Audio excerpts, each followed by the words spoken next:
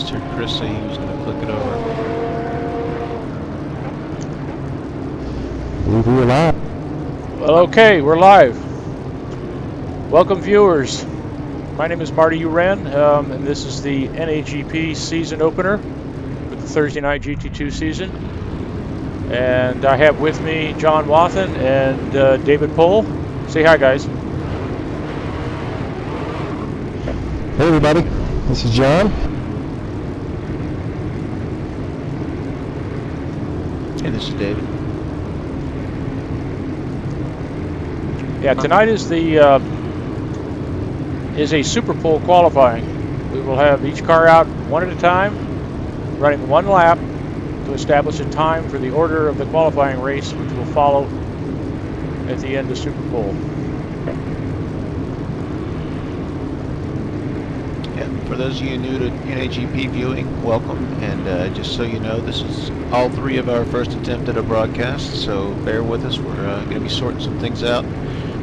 Maybe stepping on each other a little bit. Marty will be handling the camera work, and just bear with us. We'll get it sorted out here. And Super Bowl will be a little easier because there'll be one car on track at a time, but once the race starts, we'll do our best to get you the best racing action we can find. Yeah, it's our broadcast debut. We should be going on track shortly, and it looks to me like Ezza will be the first to go out. Or would that be Carlos? Wouldn't it be the driver farthest down? Yeah. Felipe? It's Triana? like Aaron Parsons starting them out. Okay.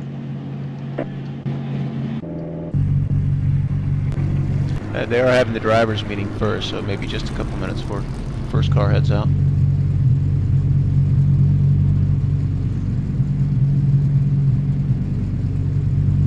Well, it looks like Aaron's got his engine all warmed up. What a tough place to start the season, too. Very tricky track, Super Bowl qualifying, always lots of pressure for these guys, for the drivers. These guys, you know, the longer you set, there's two trains of thought or two ways of doing it. You can either try and be early to go, so you're not sitting around thinking about it too much, or you can wait and see what time you need to beat. I've always been a fan of going early. What do you guys think? Actually, I've just wanted to go as early as possible, but it's determined by practice times, correct? That's correct. It is. Therefore, I never go late. I don't have a choice. I always go early. Yeah, that's what I'm saying. Is that you know, you can sometimes some people will try and set their fastest lap in practice, so they'll be one of the last ones to go, and some people will leave the server and come back, which appears to be a new feature of sort of course that didn't used to be like that. It used to be it saved your practice times, but now it looks like if you leave and come back, it'll put you back, sort you back at the bottom of the list. So I see some guys that looks like they try to do that so they can go early in the order. Yeah, and as is or Aaron is as he is officially known, is one of those kind of guys. I think we forgot to mention. I didn't see him earlier in here, so. Yeah, I think we forgot to mention where we're at. We're at the famous Bathurst Mountain Panorama in Australia, one of the world's most treacherous and exciting racetracks for road racing. Home of the famous Super V8, Australian Super V8 series, and what is it? Their 6-hour Bathurst, which I think is coming up this weekend. Very timely. If I'm not mistaken. Hey, you know what? I take back what I said earlier. I think P-Tracker didn't know, or updates those times with the current lap times, but it looks like the order has remained from those fastest laps set earlier. So Moises Carabello, Brad Maris, those guys left and came back. So P-Tracker didn't update, but looks like they will be running at the very end of our running order.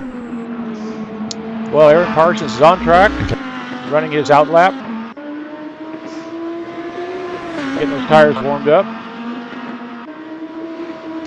We just went through the cutting, heading up onto the top of the hill. Yeah, it's called Skyline, and I believe that's the highest point of the track. Notice those walls. Very unforgiving.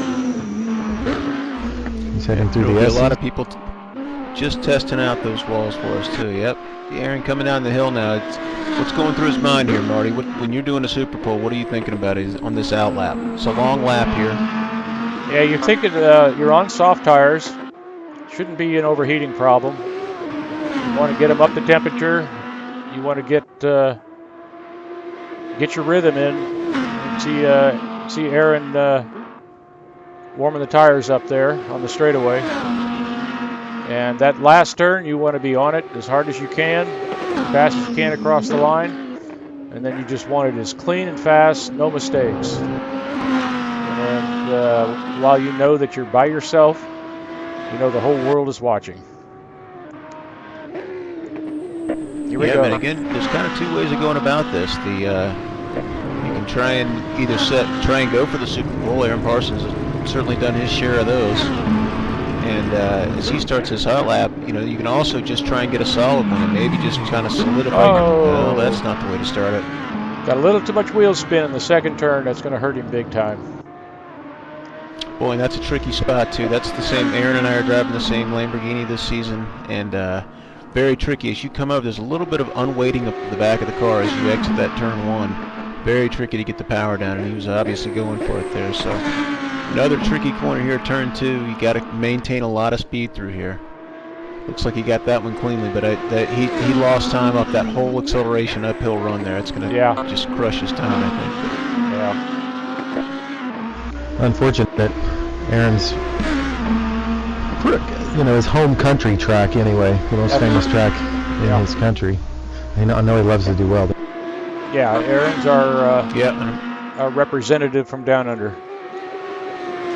And I'm sure he's been looking forward to this one too. So yeah, not the best start of the lap, but Aaron certainly one of the best and most consistent. Surprised to see him make a mistake like that so early on in Super Bowl, but sure he'll work his way through the field, and he's still got this whole rest of the lap to still do a good time. Lots of places to make mistakes and lose a lot of time. Unfortunately, it's a very turn one is a very costly spot to make a mistake. So hopefully it's not messing with his head too much for the rest of the lap.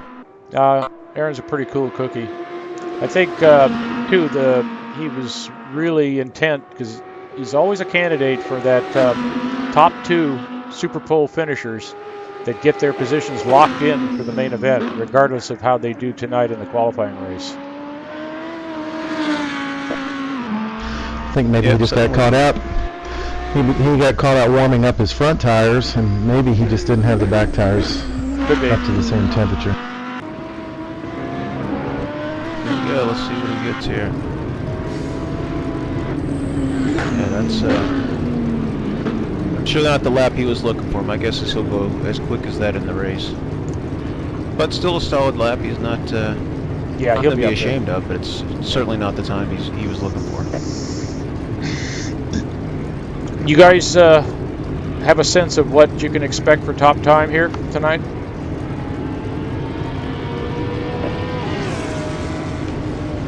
I'll take that as a no. We saw some guys in practice there. No, we saw some guys in practice there last season on a very different tire model. The fastest times were in the 59s. I'd be really surprised to see those times now.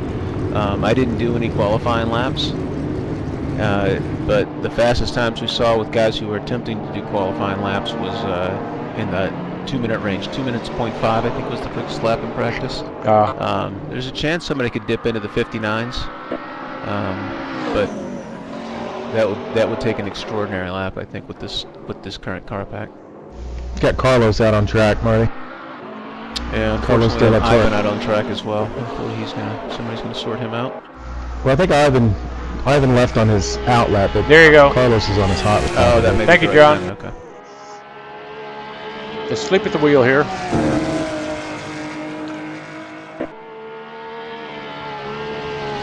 This is Carlos de la Torre from Moreno Valley, California. Driving the car that we wanted, I might add. Porsche is absolutely brilliant. Yeah, the Porsches have done real well in this series, I've noticed.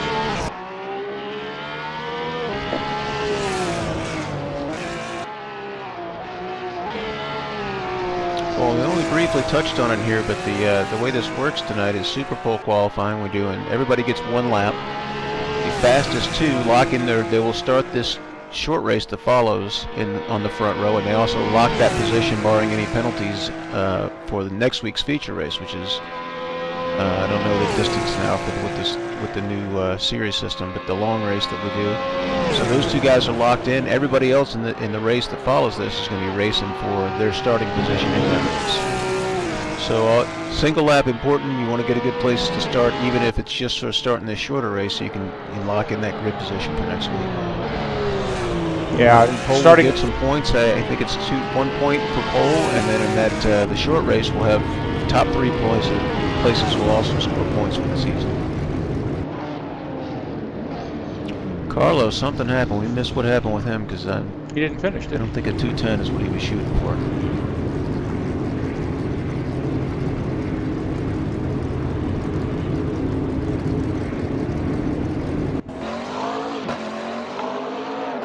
No, I'm sure he'd be disappointed in that.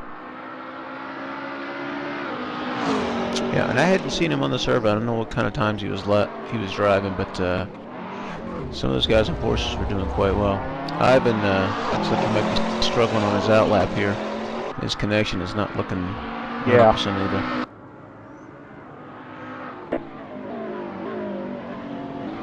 Is this Ivan's debut here?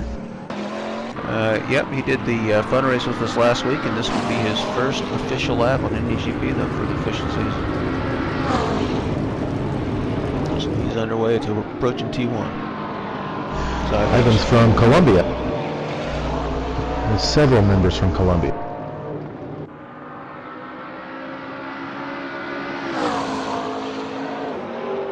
Yeah, back to the qualifying issues. What's really important in any of these races is the farther up you qualify, the less troublesome the standing starts are for you.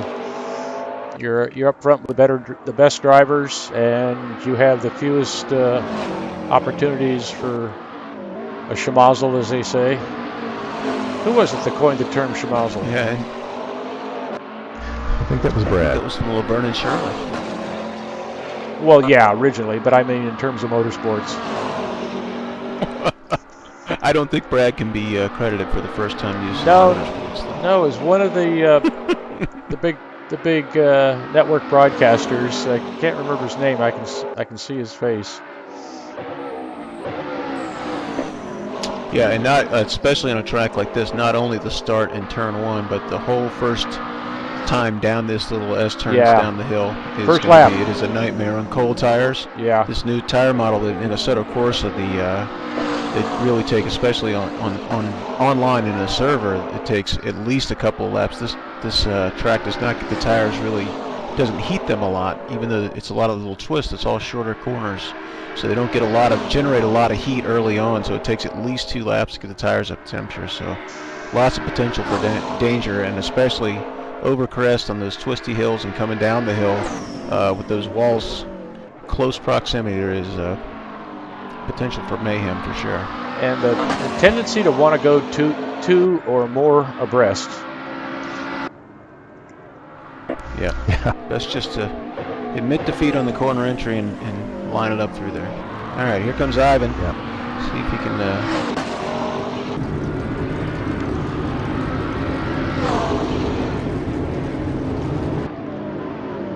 212.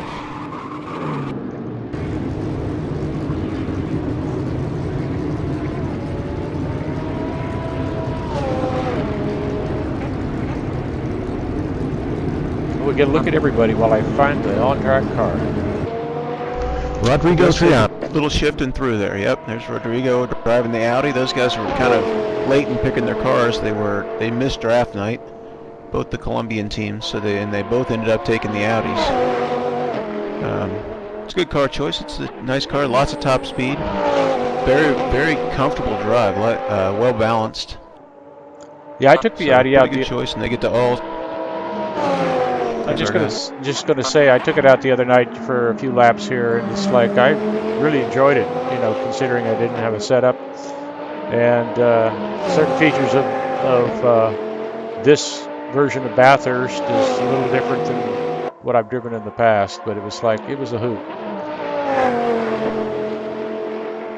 Yep, car's nicely balanced, and if you got 4 people working on setups, you get a lot of lots of ideas to toss off each other. So hopefully they figured something out for this. I haven't seen their practice times this week, so I'm not sure what they're doing in it. But I believe these 4 guys have actually shared a car in an event in Colombia before too. Oh, they I can't remember the name of the series in the U.S. It's one of those. Yeah, kind of like the Chump Car. 24 Hours of Lemons. Chump Car, that's what I was thinking. Or Chump Car. Mm-hmm. Yeah, Chump Car or Lemons. Very fun series. Low dollar endurance road racing. Rodrigo's looking pretty good here. Yeah, he is. Getting a little tire smoke and braking. Too, but pretty good. I'm showing Rodrigo on medium tires, I think that icon says. Is that right? That's on P-Track. Let me see if I can find it in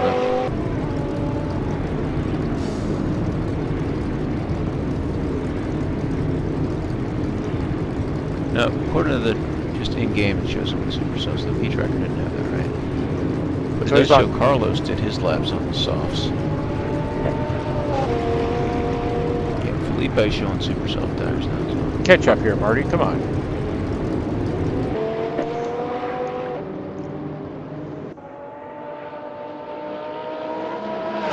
This is Felipe. This is, I believe, Rodrigo's brother from Colombia.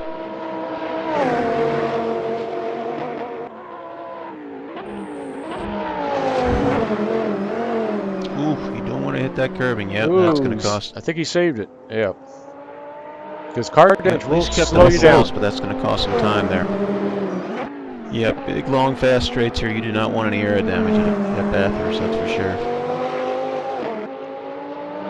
Up on top of the hill here, it's so narrow that it's easy to scrape a wall, cause a little aero damage that'll cost you until you can have it repaired or to the end of the race. But also, talking about mayhem on the first few laps, if somebody gets turned around, it's very tough to get around a car that's spun around on track.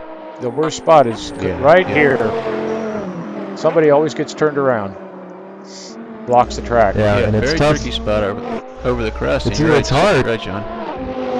Yeah, it's hard to, if you don't know it's coming, it's hard to kind of take it easy through there when you're in a sim. There is no damage to yourself, so you guys kind of aiming for the smoke and trying to get around, but we've been trying to curb that a little bit lately, so hopefully everybody will get the idea that it's a long race. Yeah. Yep, you see a little gap and you want to see if you can squeeze your way through it. Yeah, that is often a recipe for disaster. Yeah, I've seen the competition committee. And next week's race is 2 hours. 2 hours, okay. Oh. Yeah, that's an unforgiving curb on the inside. Yeah. You see a car caught air. Yeah. Cars don't get a lot of grip when they're in the air.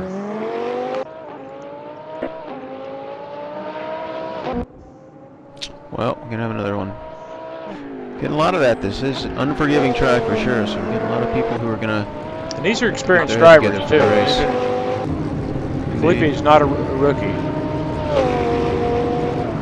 He and I have had some intense battles. Here comes Sergio Calderon, another Audi. Oh, no. Ugh. Did he run into him? That shows... Yeah, he you did gotta into get the car track offline before you move to hit escape. Yeah, he just bailed on it.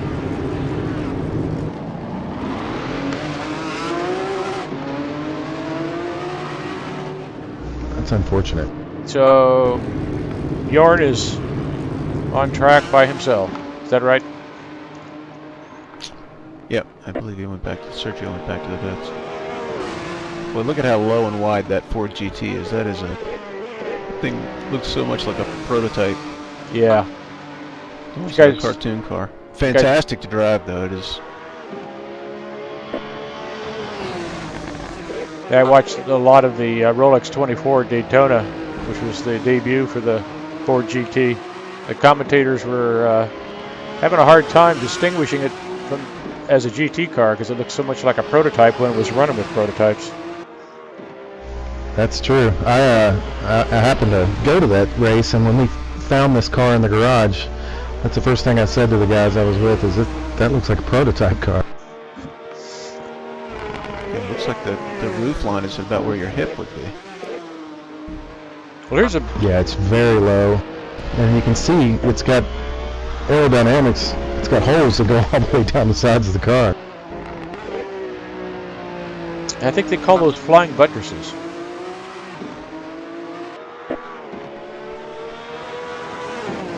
Well, yeah, I don't know if a flying buttress is often referred to as down the back of the windshield. I don't know what you call those strakes. I mean, it's the bodywork is just kind of sticking out outside of there. That is it's a wild design. I'm sure the Ford guys are going to get it sorted out. And they run into some reliability issues at Daytona. Yeah. But in the sim, it is a brilliant car to drive. Outstanding handling. It's so wide and low. Just got incredible handling. A little lacking in top speed. But Ludden was putting down some extremely fast laps in it. Well, here's a bit of a trivia question for you guys. What is the 40 in GT40, the original car? It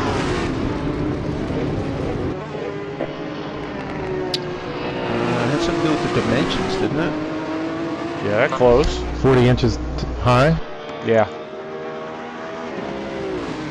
Yeah, I believe I've heard that one. In fact, when Dan Gurney drove it, Marty, not so smart.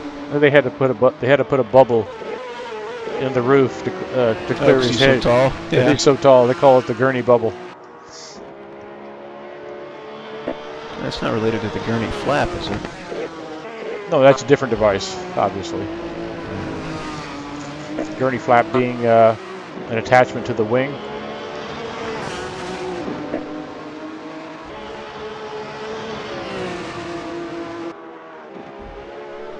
All right, Bjorn coming into the downhill tricky section here.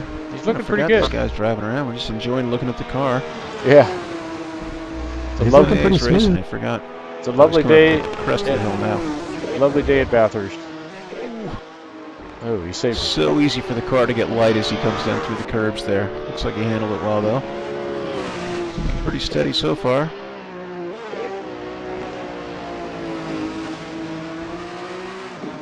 Yeah, looks like nice controlled lines through there. A little wide on the exit. Hopefully still got the power down.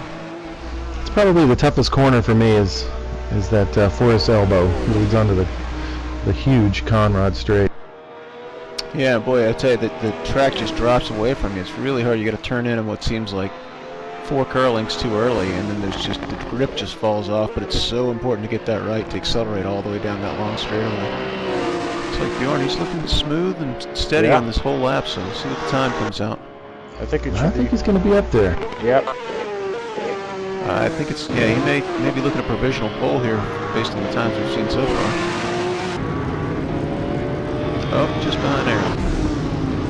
Still a good Excellent. time. Excellent job.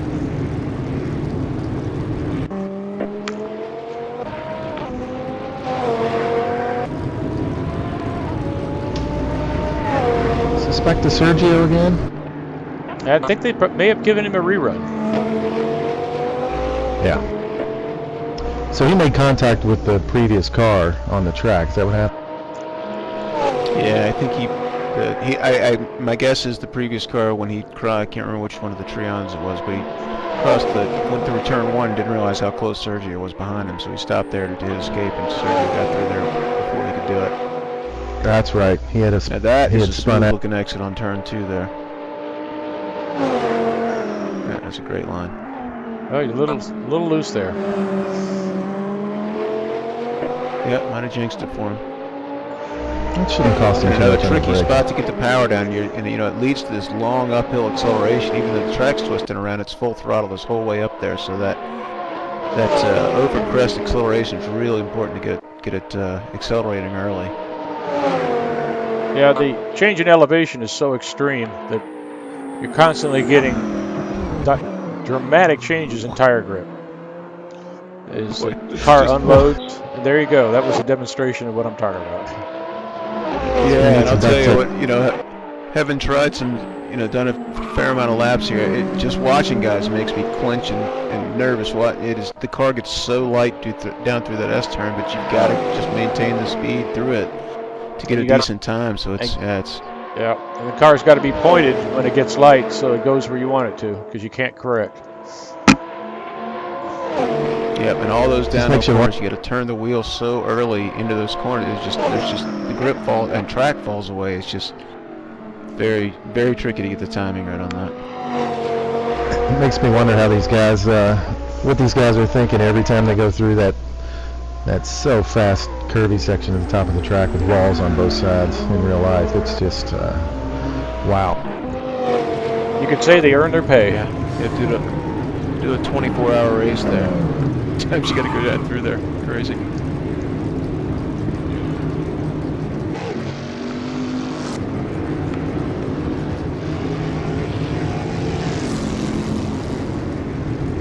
So Sergio with 206. I guess he lost more time than I realized on that. I was expecting that time to be closer, at least to 204s.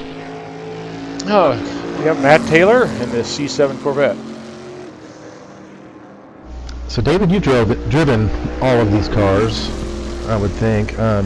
What would you like to? What would be your setup tips for this track as far as aerodynamics? I know that a lot of downforce takes a lot of top speed away, and this. What would you do at this track? I tend to play it conservative on this track just because I don't want to kill myself at the top of the hill.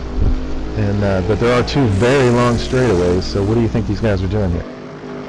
Yeah, I can only guess what guys are doing. I don't know. I am a big fan of a lot of downforce. I'm kind of a baby that way, I guess, but I'm a fan of grip. So I would give up a little bit of straight line speed. These cars, the wing settings are not.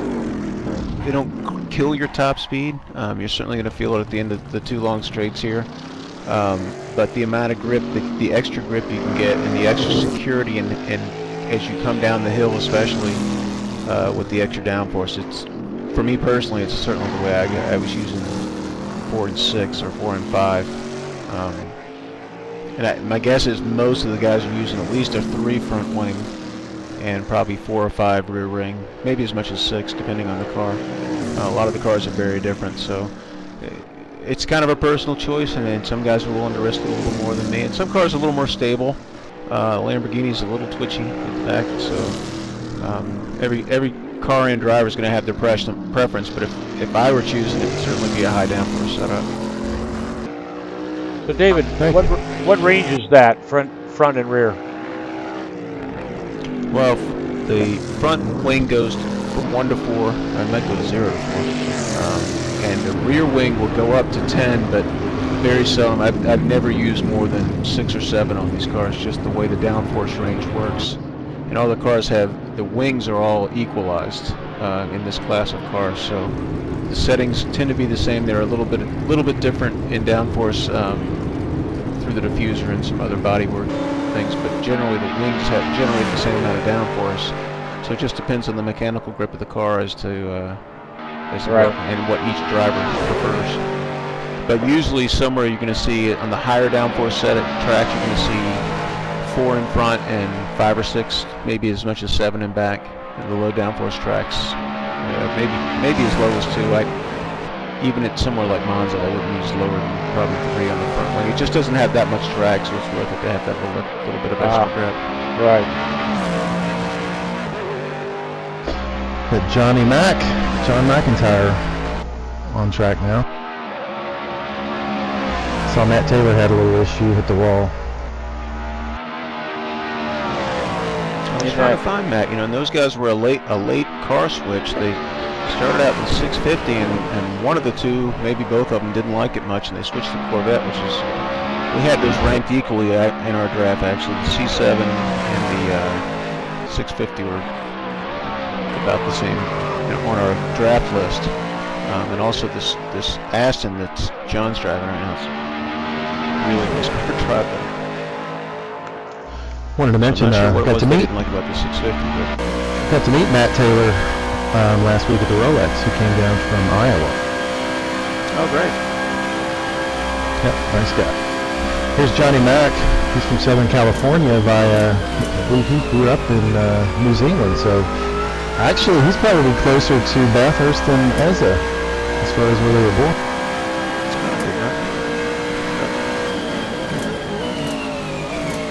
What will make you move from New Zealand to Iowa? It's a strange choice. Money or woman? Yeah. The two evils. Imagine the cost of living's a lot lower. I lived in Iowa for a very short period of time. Didn't live there, I was based there. Didn't enjoy it. McIntyre went to third, not bad, and here's his teammate Jack Ivey from Bowmanville, Ontario, home of Mosport. Yeah, 2041. So it looks like people may be playing a little conservative here. You know, it's easy to go out and try and run a fast lap and get down to those really quick, down to 201s or less. But I'll tell you, doing it in a single flyer and leaving yourself enough buffer, that's a much bigger ask. Enough buffer to not kill yourself. Yeah, I think once Ezra had his little issue, he really turned on the afterburners and gave it all he had, and it shows in his time. And he still has the best time so far. Yeah, how about that? Now, Jack, it should be said, had the very first pick in the draft, and he went with the Aston Martin, which is it's just a great car to drive. A little challenging, you got to keep it kind of on the boil, but it's a lot of fun once you figure it out. Lots of front grip, great turn in. Yeah, I've driven that car. I love it. Jack's a heck of a nice guy. He's done some broadcasting, and if there was ever an award for the most improved driver, I think Jack would have won that award easily. Hey, he's looking pretty clean here so far.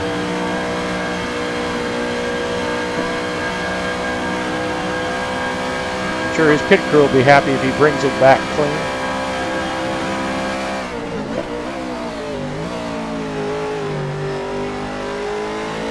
Very nice. Nice tight lines through that. Looks good. Not sliding the car around at all. That's the way you do it.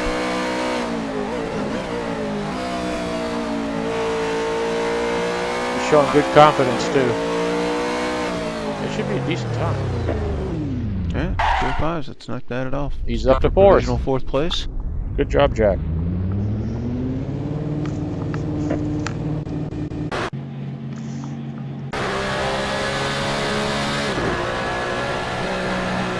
Let's see, Omar's on his outlap, it looks like. Yeah, Omar Gomez driving the other Porsche. Made a lot of people angry, including me. These guys all took the Porsches.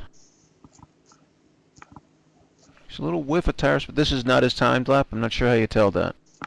No, he doesn't have an outlap time. Ah, okay. Yeah. Well, there's nobody else out. So...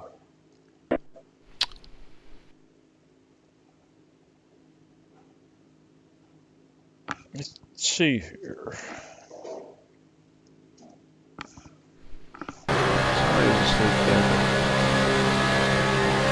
Omar is another South American. He's from Argentina. He's been here for a couple of years now.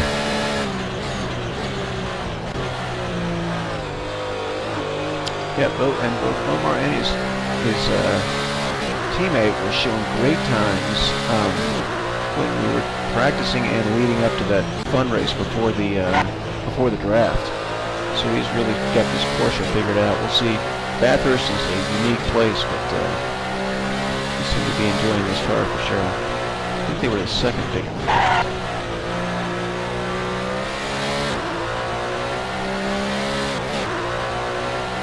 So smooth exit there and long acceleration run. That's you just got to, even if you give up a little speed through the corner, it's worth it to make sure you get the power down and accelerating all the way up that hill. Porsche's got great top speed too. Very lightweight car. I think it might be the lightest car in the pack. So it's got good combination of handling and top speed, and it should fairly easy on tires, good on gas. It's the overall package. And looking very little wheel spin. Almost no sliding around. Just I'm really steady here. Get that thing hooked up. Said anything?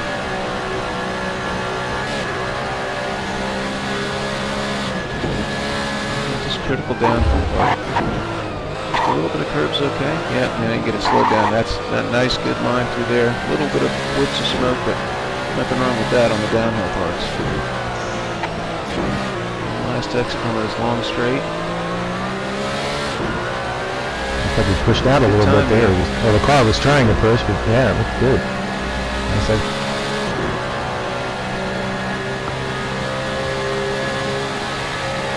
Go on board here so you can get an idea what kind of. Yeah, based on these speeds, I'm guessing he's using a wing, decent amount of wing, probably 4 and 5, 4 and 6, something like that. Yeah. About the same speeds I was getting in the Lamborghini on that straight. Saw 170 mile per hour there briefly.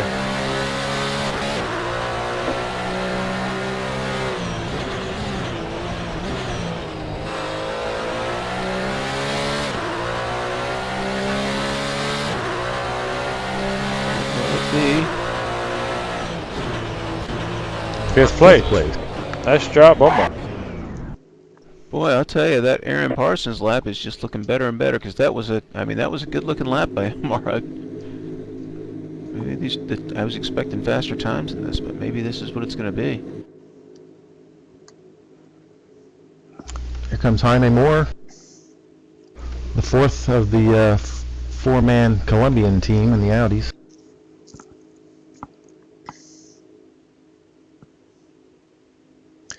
Yeah, we love to make fun of the Colombians sometimes because they are so competitive and so fast. They are a force to be reckoned with.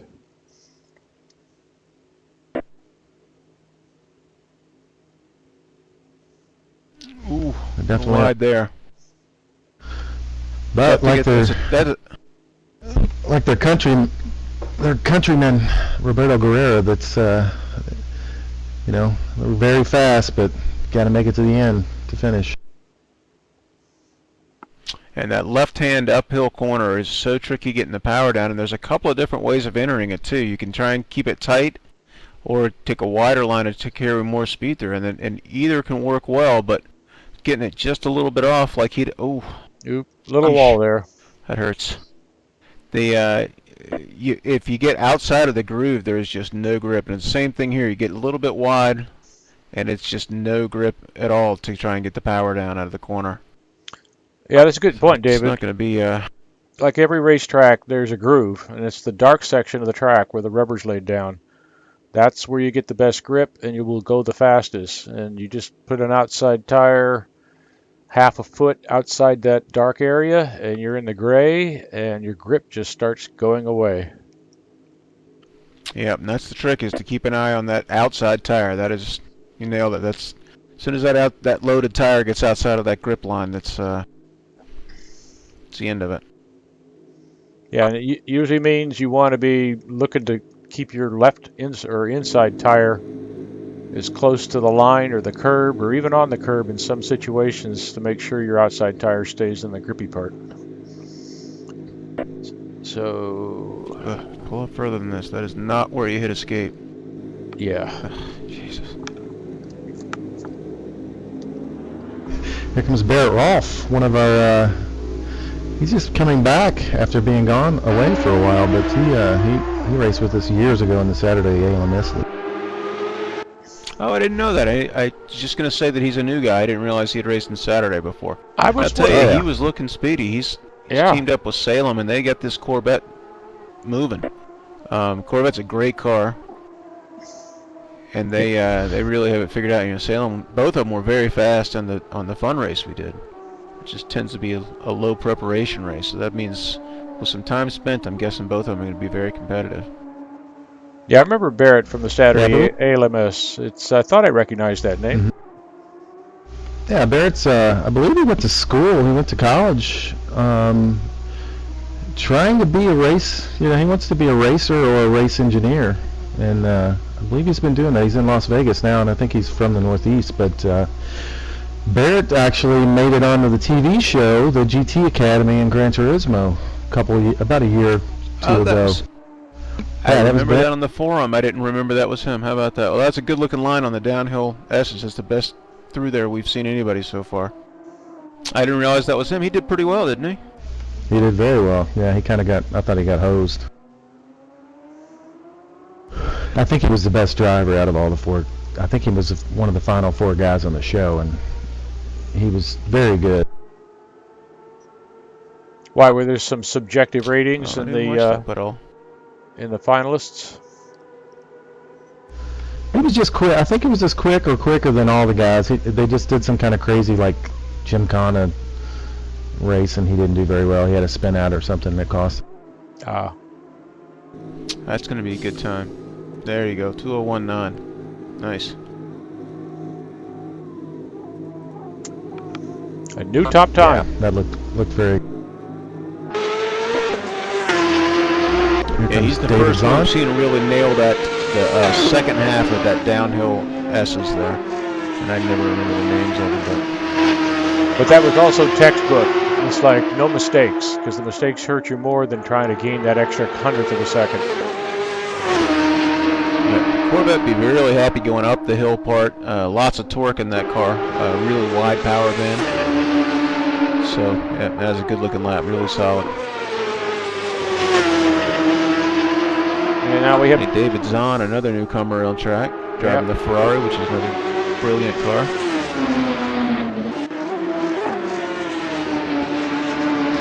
David's from Raleigh, North Carolina. A lot of racers there. Not either. I used to live there as well.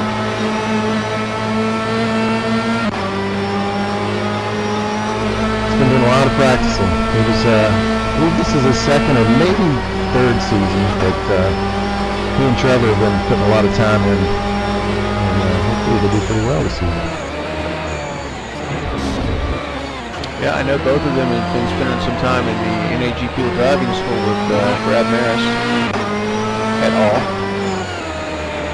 It seems to be, from what I understand from just talking to him briefly in Ventura and from some of his posts and stuff, he seems to be really into the technical side of things too, wants to know what the suspension's doing, looking for no-tech data, that type of stuff. Always useful knowledge.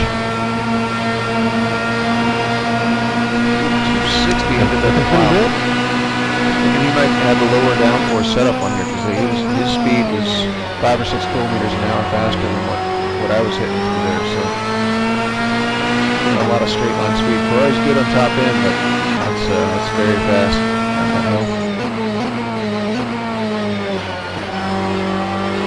Very smooth. David might be pushing for the most improved driver this season. David Zahn goes 6th. Good job, David.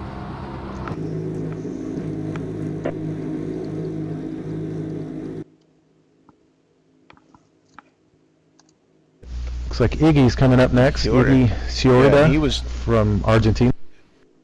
Yep, and he's driving that other Falcon Porsche with Omar, and like I said, he was really going quickly in that the post-draft race, the practice leading up to it. We knew he was going to take a Porsche. It looks like he's still on his out lap.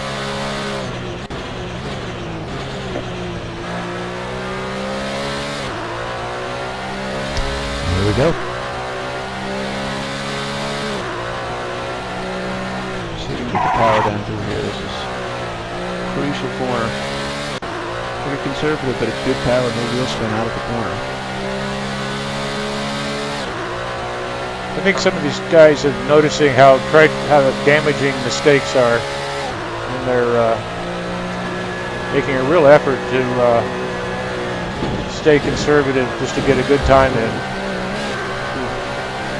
That curbing, safely alright.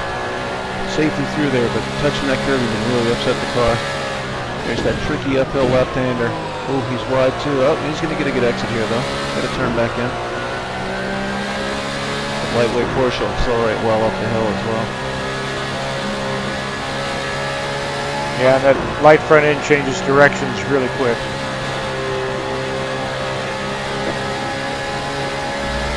difficult car for me to qualify a couple seasons ago because of the weight.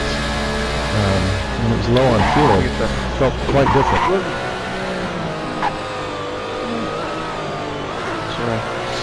So nerve-wracking. That's what. Knowing how it feels. That's the way I feel going. So nerve-wracking. Yeah, going through there every time. Every time I go through there, I feel like, oh. Yeah, I want to close my eyes. Yeah, I was telling my teammate Andrew, I got mixed feelings. I'm really bummed out to be missing the first races, but I tell you, it's such a nerve-wracking track. It's so difficult, and it's so difficult to follow people. When this first race starts, so hopefully everybody's going to kind of keep their heads. It's just so hard to be close behind someone down through there. And it's the first race of the season, too, so, yeah, Yeah, new cars, new drivers, new tire model. This is a brand new tire model from Assetto Corsa. We touched on it briefly, but there's takes them a while to get heated up, so, yeah, nervous moments for sure. And Iggy goes 5th with a 2:04. Good time by Iggy, yep, down in the 2:04s. Nice job. Here comes Kreshnik Halili from Albania, our only Eastern European. Albania, really? Either you guys are about the right age to know the Albania song. You guys remember that? No. I'm your age, David. I don't know about Marty. Was that from the 30s well, and but 40s? you're Marty the would know right that. age to know it, to have seen the TV show Cheers. You guys don't remember that? I remember Cheers. Oh, Remember Coach made up a song about Albania, how he remembered things? Okay. I'm not going to sing it for you, sorry. Oh, damn. I'll have to look that up. Now you have to sing it, David. You have to refresh our memory. I'll see if I can find a YouTube clip for it.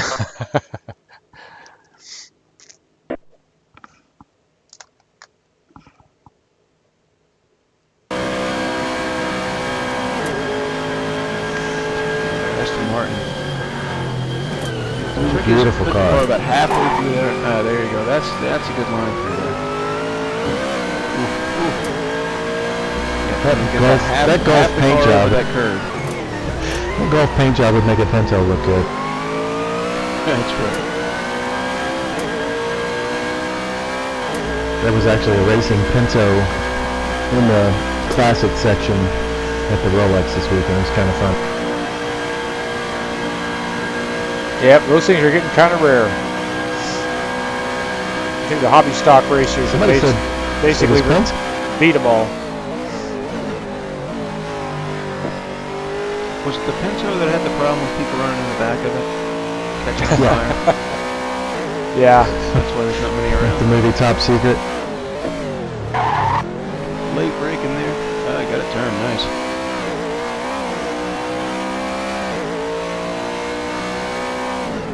Look at that lap. Nice. Right in a second.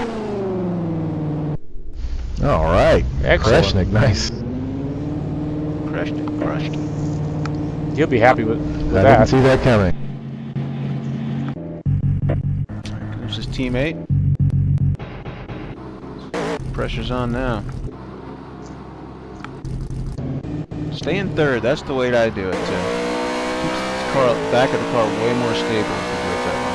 Give you a nice solid launch over there. Mike Greatrix, he's been with us for quite a while now.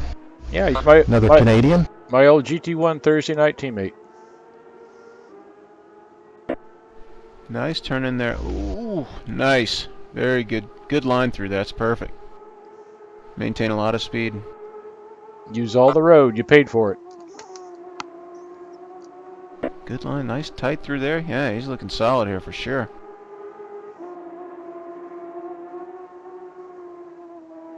Not hearing any sliding or wheel spin.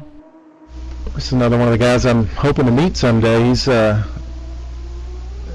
up near my buddy Ian, near Toronto, and hopefully we're going to go to a race up there at Mosport one day. That's right. He's Canadian. I forgot that. We have several Canadians that have become old timers in the league. Yeah, and a lot of them around Toronto area too. Nice line through there. Boy, this is going to be a good lap. It's a little hard to judge the exact speed they're going, but his lines look perfect through Yeah, all the parts I've watched here. looked very good. Yeah, he's looking well.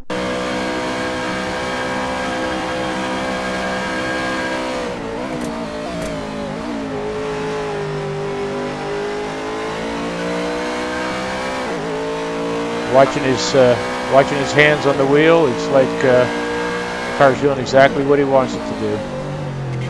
Ooh, there's a lot of curb. It makes it stick. Curb's tricky there too, yeah. And Mike goes 6th. Or 2, yeah. Looked a little quicker than that. Yeah, I thought so too. Here comes Trevor Snowden. Another one of our. Yep. He's from Austin, Texas. Where are you getting the bios for these guys, John? I'm just snooping around. Do you know where I'm from? And just in Atlanta, didn't count. Northeast of Atlanta. I don't know the town. That's close enough. Yeah, John was up late last night doing his homework. Yeah. Well, Right, I'm into nobody it. vote for that.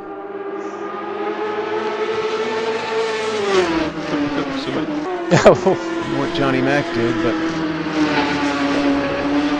Yeah, I wonder what that's about. he may get kicked anyway. What's the way the system used to work? Let's hope that's not the case. Trevor's looking like he's on a good lap. His Ferrari is, and again, no telling what he's done with the setup here. The Ferrari can be tricky with the back of the car. It looks like he did not get kicked. That's good. But it can be, the back of the car can tend to want to move. Oh, nice. Mowing the grass. There's a fast line through there. That is really smooth. Yep. Hopefully that's a legal line through there. It would have been close for sure. I think he stayed on the curbing, but that was close. And that is, but the Ferrari can be tricky. It can be a handful, but it looks like he's got it sorted out. Because that is, I mean, he just looked steady as could be and faster there. Trevor's a guy that's done a lot of, he's done some of those Lemons races, actually. Oh, really? It's like another low downforce setting, or lower downforce setting. Either that or the Ferrari's just got massive top speed on that downhill straight. Well, I think the Ferrari wins the award for the loudest car. Oh, conservative through there, though. It cost him a little time. The rest of the lap looked fantastic. And he puts in a 2 wow. and 5. Wow, that's surprising. They're missing some mistakes, but boy, I thought that was going to be a lot quicker than that. They look clean. Comes John Houston. Oh! Ooh, what's it's going to cost him. There. Oh! Oh, now he's got damage. Yikes. Well, he's balancing the damage in the back. Come on, John. Hold it I together. think he's going to be shooting for not last now. John's another Canadian, and probably the nicest guy in the whole league. Or at least one of the top few. He ranks up there. I'll third that. He's probably not being so nice right now, though. Yeah, it's a good thing we don't Aaron's have. getting an earful in the team channel. Yeah, we don't have in-car microphone for him. Hey, could you guys hear that buzzing sound? The Lamborghini and the Audi. I don't know what these the Audi engineers decided to do, but it's something to do with when the traction control or the ABS theoretically would be activated. They're both disabled in this for our server settings for the league. But there's the buzzing sound every time the car thinks it's going to slide or lose grip a little bit. Oh, really? You can hear Mostly it? it kind of blends into the background. Yeah, I don't know. If you go on board, you should be able to hear it when it gets to a trickier section for braking. So, yeah, it eventually kind of you don't hear it anymore, but there it goes right there. First. Sounds like squeaky brakes or a turbo screwing up when it should be Right there. Yeah, that's annoying. turn the engine sound up and up. You can't really, just, you know, you hear it, but you're not, it blends in eventually. Good looking car. There were several of those. Lamborghini and put the Lambo in the Audi. Yeah, they're pretty much the same car. Several of those were at the Rolex, and they were beautiful. They sounded Whoa. good. Yeah, the front of the car is evil looking. The sound, the exterior sound is fantastic. The bland on the inside. John did a good job of saving that. Yeah, this whole lap is about just salvaging a lap. Hey, got in there at 10th. Still 10th. Look at that. Still at in that. 205s. Wow, that's impressive. Actually, I'm sure he had some damage on both ends of the car. That's that's nice job, John. Those guys are going to be fast because both of them had problems. He and Aaron both, and still turned out some pretty good laps. Yeah, watch Sam. I bet Sam's going to put down. I think he's going to be our first one down. I don't know. He's going to get our 201, but I bet he's going to. Salem's going to look good for provisional pole here. He seems to have taken to that Corvette extremely well. Yeah, this is going to be a good team. Both those guys can be very fast. Yeah, it's a great line through there. Look at that. On the power early, using all the track. Same here. Get all that torque from the Corvette. Minimal wheel spin. That's a great looking line.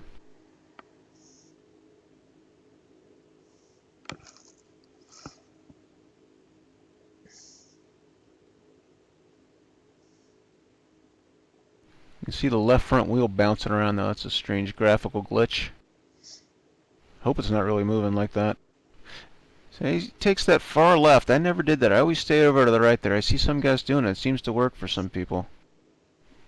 Oh man, so close to those walls. Took out a GoPro that was sitting there. A little lock up there, but he still keeps the line he wants. It's what you call ragged edge lap. Indeed, boy, he was close to the walls on that downhill part. That is so hard to judge.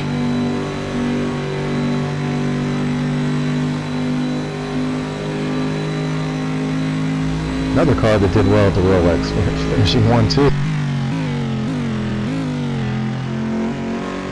That's one of those That would cars be the closest finish in history. I remember seeing it in at Road Atlanta. You could feel it coming in your chest before it got there. It was just that rumbling, big bore V8. Such a unique sound. I should have said no. I should have said spoiler Ian coming. Salem goes second right. with a 202. Behind his teammate. How about that? Wow, that Barrett Ralph lap's looking really good.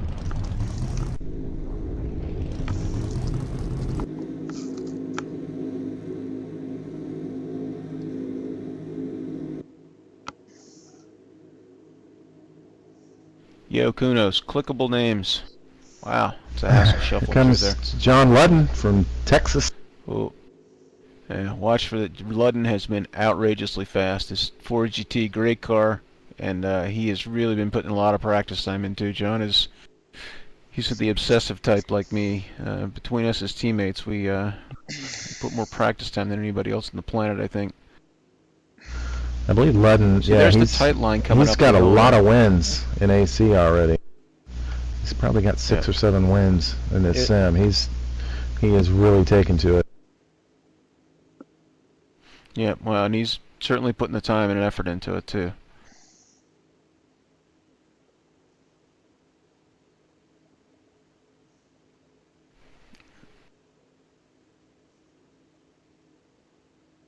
Let's see if he's our first one on dip under. He was one of the guys in practice under 201.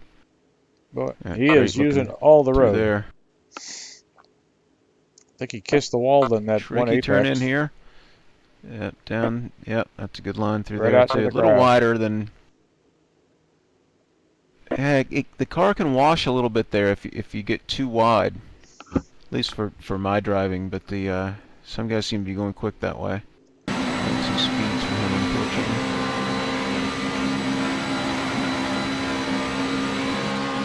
Ford's not great on top speed, but it's got so much grip it just makes up for it. It's got lots of mechanical and downforce grip.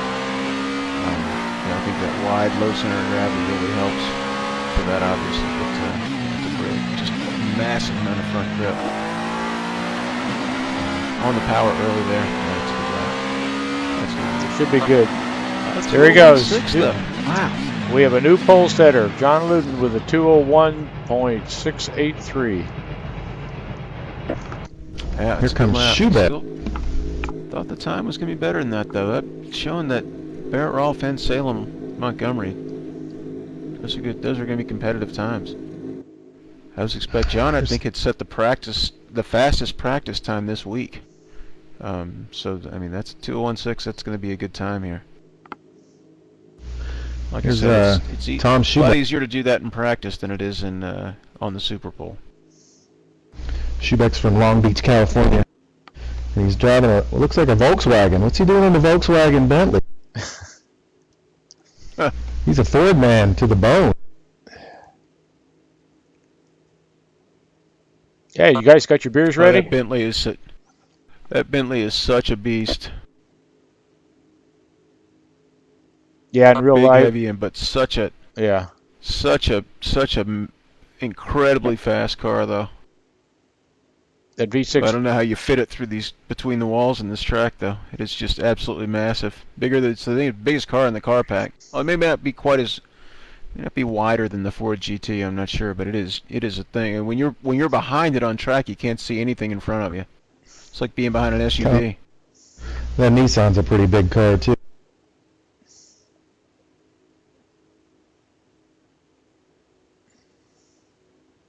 At least he's comfortable in there. No matter what time he sets down, I'm sure he's comfortable. He's got a martini and some Grey Poupon. No doubt. Is he Southern, or is this his car? I think this is his car. Shows him on the spreadsheet in it anyway. Yeah, that's right. He's by himself. Somehow I can't picture Thomas with Grey Poupon. Or a Volkswagen. Anything but a Ford. That's true. Blasphemy. Well, good on Thomas for grabbing the Bentley. Ooh, a little wide there. Yeah, pretty wide in that corner, though. There's not much grip on the outside of it. Still, good lap, though. 2, 3, 4. Moves into 5th.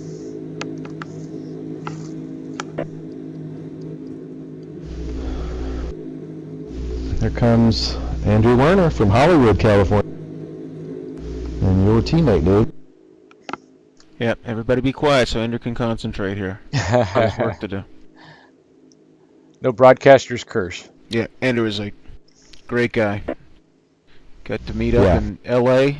as I was traveling through there once. Fantastic guy. The thing about this league, so many people meet and hang out. I've met Marty, I've met yourself, and I think my count's up to about 16 or 18 of the guys we've raced with that I've actually met in person.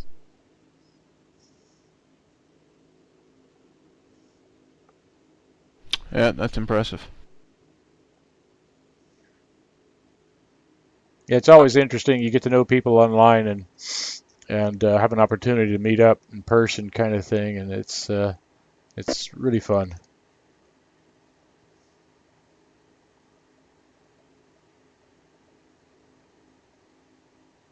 A little late there, but still a good line. Yep, didn't cost him much, it looks like. Able to maintain speed. Turn in here. Lamborghini's a great car. It was not one of our top choices, but it is outrageously fast. Neither of us liked it in the preseason testing. We didn't enjoy driving it as much, but it is kind of figured it out here, and it's a fast car for sure.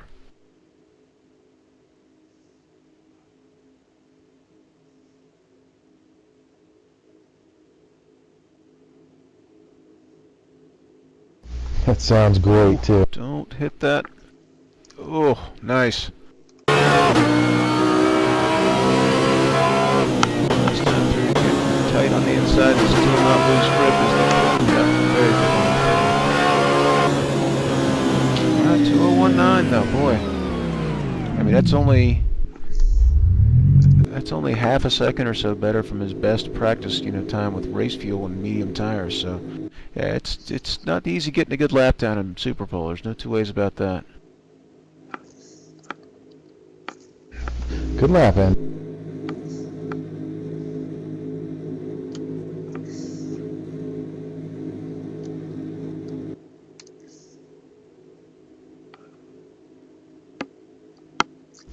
This is Martin Walters from Dominican Republic. So I think this is his second season.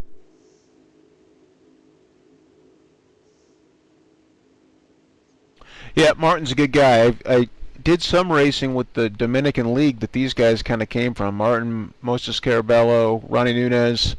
These guys all race in a Dominican League. And some of those guys have come for just Thursday. Some have come for both league. Ronny Nunez is my teammate this season for Monday night. And let me tell you, those guys are really fast. Good group of guys. I have no idea what they're saying. They don't cut me any English slack when I race with them. But they're a good group of guys, very, very fast. I went and did a fair amount of races with them, and they very quick group.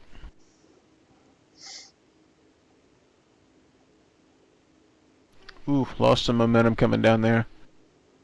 Yeah, kept it pointed in the right direction. I say they're nice. They were all laughing and joking around. Maybe they were talking about me the whole time. I incurred of that. Making fun of the Yank. Yeah, Gringo Intruso. That's my forum name over there. Very good.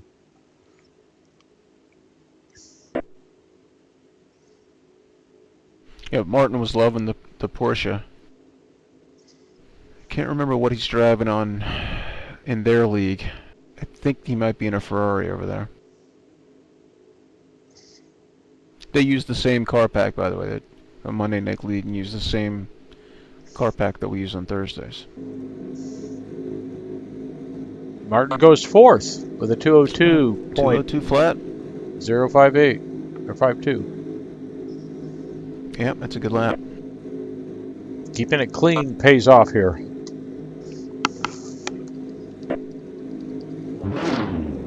Clean, always good. Here comes Chris Mosens. Now, these guys did a car swap. We talked about it briefly before, but did not like that 650. But he was looking speedy. They got carrying a penalty. Both he and his teammate are carrying car change penalty ballast. So the first ones to carry some weight here for us. So 40 kilos, I imagine, is not going to be that handy coming up the hill here. But Chris was posting some fast practice times. I was surprised, and you never know what guys are doing with fuel and that kind of thing. But they got this thing figured out. They certainly quick in the Corvette, and it's a good car. Should handle weight fairly well, so we'll see what he can do with it. Pretty surprised that not very often you see people switch cars before the first race, so hopefully this is more to their taste. Yeah, you got to carry that weight through that first enduro race. Yeah, so apparently he thought C7 with 40 kilos is better than the 650 with none for 2 hours or whatever it's going to be. I don't believe I've seen Chris ever race in a Corvette. A little wide through those lines there. He got the first part right, but it looks like he pushed the front of the car, pushed out a little bit on the way down through the S turns. It looked like it cost him too much momentum-wise, though.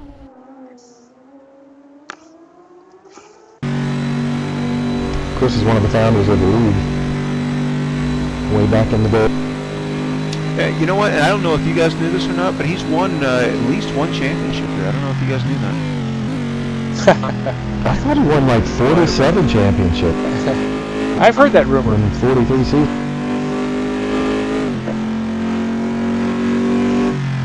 Approaching the final turn. With no run anywhere, you just want to maintain, not that much momentum. I was going to say maintain momentum because it's a short run to the finish, start finish, but on a wide spot after all. Still a good lap though, 202.7 with weight. Imagine you'll find that acceptable. It puts Chris sixth overall.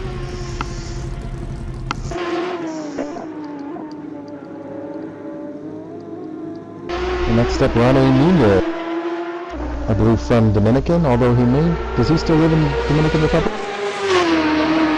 I don't know, but I think it's Luis Nieto who's actually on track right now. Oh, okay, yep, you're right.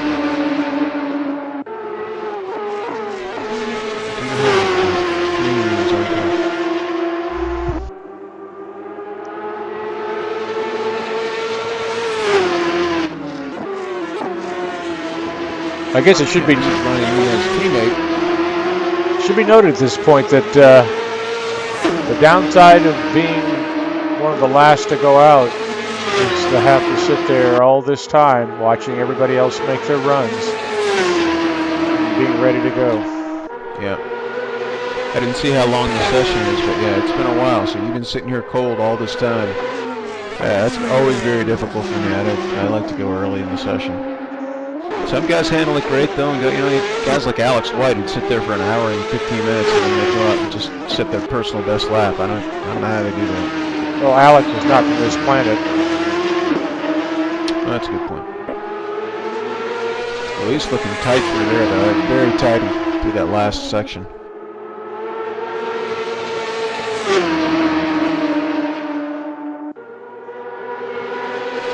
Either that Ferrari has fantastic top speed, or all these guys are driving this car are running lower down for us.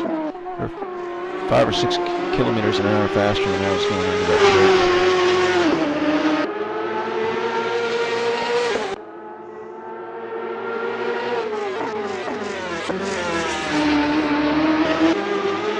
Nice line through there. That's where you do it. Very good. Yeah, on the power hard. There you go. 201 flat. Very good lap. Yeah, this is going to be another team to be reckoned with for sure. These Dominican guys are going to be fast. So with Luis Nieto, we've seen top time. Yeah, we've seen just how fast Ronny Nunez is, and never count out Luis Ronny. is also very quick. Here comes Brad Mears, another one of the founders of the league. And Monday night broadcaster. Yeah, and I believe, if I'm not mistaken, he had the fastest time going into practice. I don't know how he's not last on track. Did somebody top him at the end there? Did Moses or somebody? Looks like Ronny and Moises still got to go. Okay. Still third fastest time.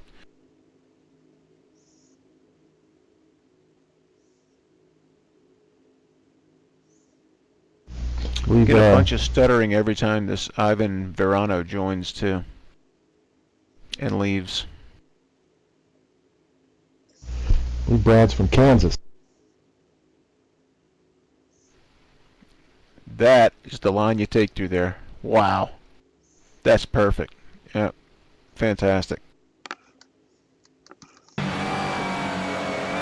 close to the wall where all the grip is. Oh, great. It's gonna be a good lap. I say that, I didn't see the first part of it. Second half of the lap looked great.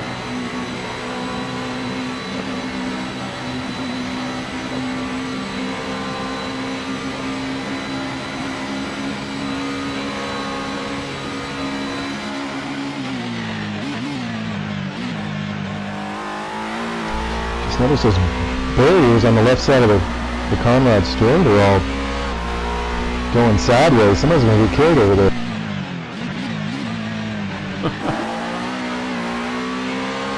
Safety marshal out there. Oh, 201.7. Wow. So he must have had something that lost him some time early in the lap. Because that second, from the downhill part that I watched, it looked brilliant. What you saying, the Ford GTs are lacking in the best top speed?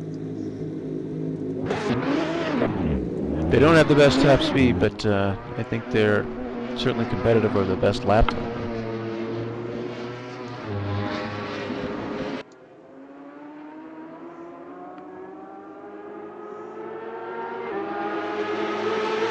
There we go. Moses Carabello. All right. This is clearly the best car in the pack. So no excuses from him.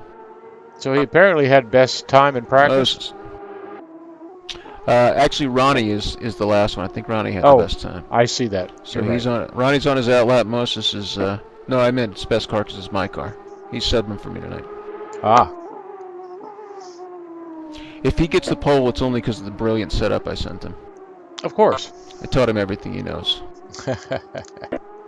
He's extremely fast. In fact, he won the BVD championship, the Dominican championship last season.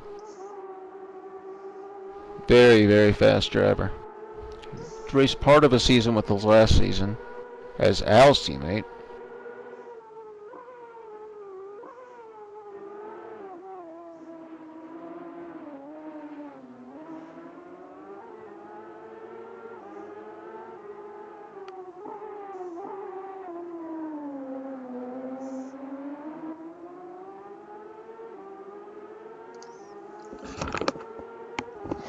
So Moses, hard to figure out exactly how I'm supposed to pronounce that.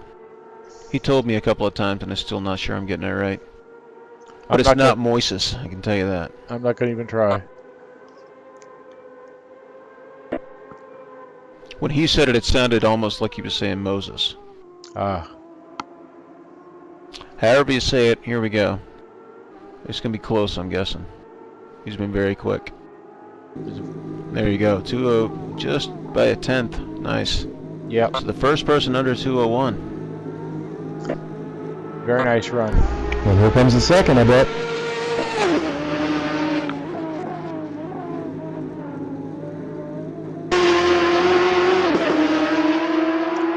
And this will be our last driver for the Super Bowl. Ronny Nunez. Yeah, and I think it was a 2:05 that was his practice time. It was the best practice time we saw. So imagine that on a single lap to get in the pole, but easier said than done. Is that the 458 turn one, but that Ferrari? Yep. Not the Other Ferrari. 488. Little wheel spin there, easy to do. That's correct though. Yeah, so this is the naturally aspirated one.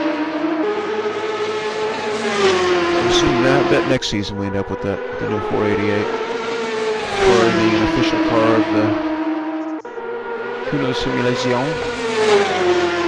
don't think the 458s are ready for racing yet. They weren't in with the roll-up. The 488, you mean? The 488 is yeah, out. the newer. I thought I'd seen pictures of it, but I don't know if it's actively racing or not. Maybe only in Europe or something. Final turn in here. Yeah, it's going to be a good lap. Wasn't there some... They actually were Turn one, but introduced. the rest of it looked very good here. When we were at the race, we were introduced to the manager for Ferrari that's in charge of all the racing cars that Ferrari produces. He's pretty cool.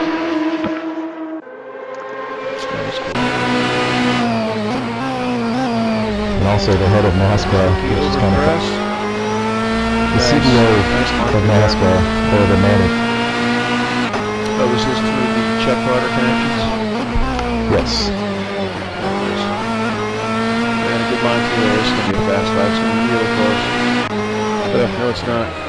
Wow. Fantastic lap by Ronny Nunez. There you go. Ronny Nunez. I think that's the same thing he did in the practice session. 2 minutes 0.5. Wow. So some people can sit around and still nail it.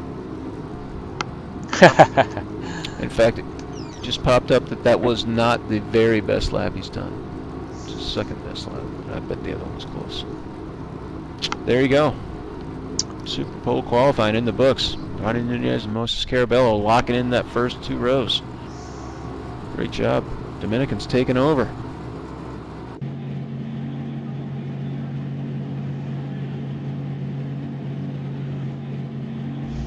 Very well done, guys. In fact, top 3 with the Dominicans. How about that? John Ludden, Brad Maris, Barrett Rolfe. That's a good comeback. Started in 6th place, 3rd row. And Werner Martin Walters, Salem Montgomery Jr., and Chris Moses round out the top 10. I gotta tell you, I'm a little surprised. I thought we were going to see a little bit, some faster times, but that just goes to show you how tricky it is in Super Bowl to get that best lap down. I mean, you just trying to find the difference between competitive time and being conservative, not make a mistake. You know, we saw some very fast drivers and experienced drivers fall victim to that. Aaron Parsons, John Houston. I mean, these guys you normally would see in the top 10 further down the grid. It's going to make for an exciting race, though.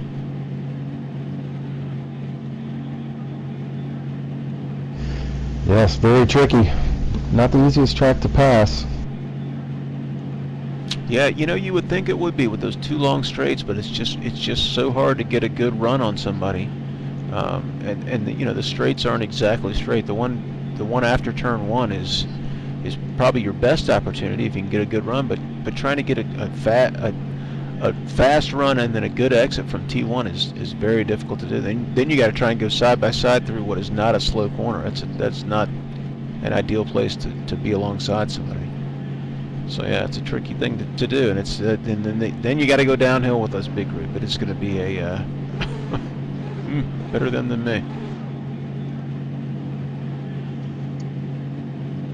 I remember a race a couple years ago here in GTO2, and Brad started from the back and actually made his way all the way up to, I believe, second place from about 30th. It was a pretty impressive run. Heavy strong. Was that in the endurance race or in the? I think it was. Yeah, I think maybe it was a 3-hour race, but no, it wasn't a qualifying race. It may have been still got 14 laps though. Hour and a half or 3 hours. It's not just. Yeah, it's not just it's not that short. 14 laps still a significant amount on a long track like this. So we'll see. Guys, got to take it easy here. It's certainly going to be nerve-wracking. The first race, you got those first race jitters. Wonder how Barrett's feeling. It's his first race here in a long time. Yep, right in the middle of the action too.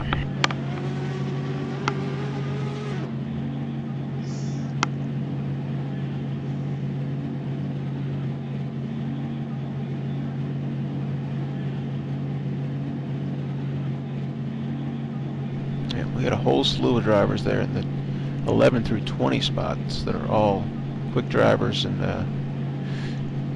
lots of experience there, so it's going to be an exciting race all the way down the field, I think. Even this short one.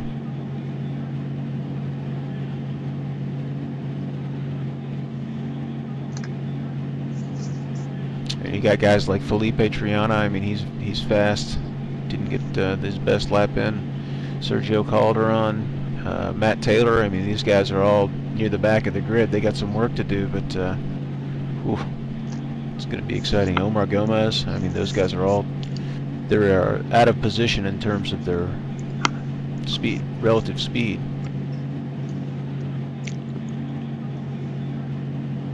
Yeah, should make for some excitement. While we still got about 2 minutes to go, I wanted to go over the schedule. This week's Bathurst Super Pole race. Next week is going to be the 400-kilometer 2-hour race at Bathurst. Then we head to Interlagos and Sepang, Barcelona, which we haven't raced in a little while, and then to Spa for another Super Pole and 400-kilometer race, which is pretty much our NAGP Super Bowl in the GT cars. And I'll tell you, this will be the first time we've done that as well. Done a Super Bowl and an endurance race in the middle of the season, so it'll be interesting to see how that sorts itself out. Mm-hmm. Then we're going to Road America, Sebring, Silverstone, Brands Hatch, and then the Nordschleife for another Super Pole and 400-kilometer event.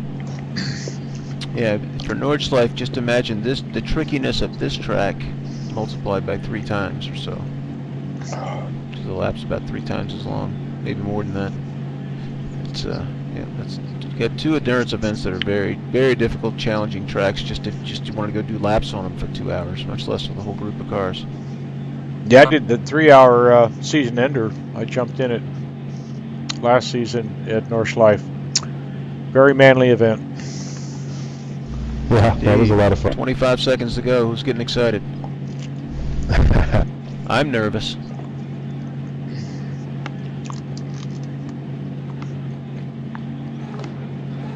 Here we go. Lights are up.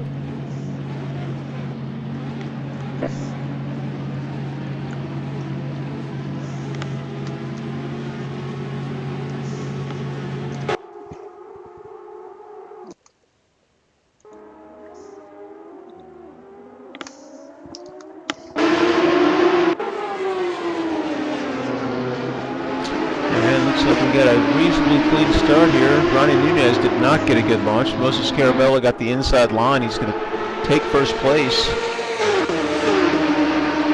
Followed by Barrett Rolfe, now up to third.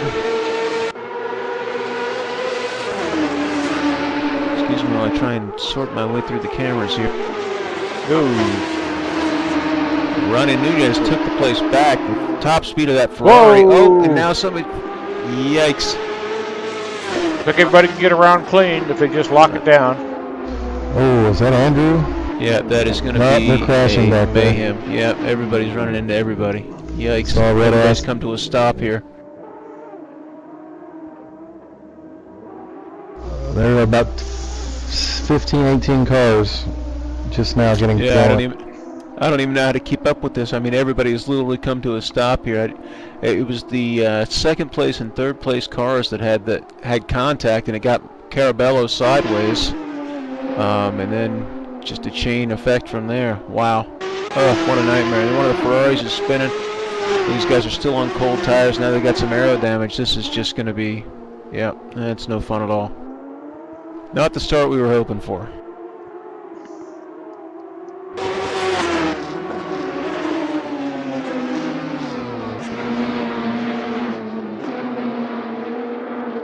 Meanwhile, they're still going up front relatively quickly.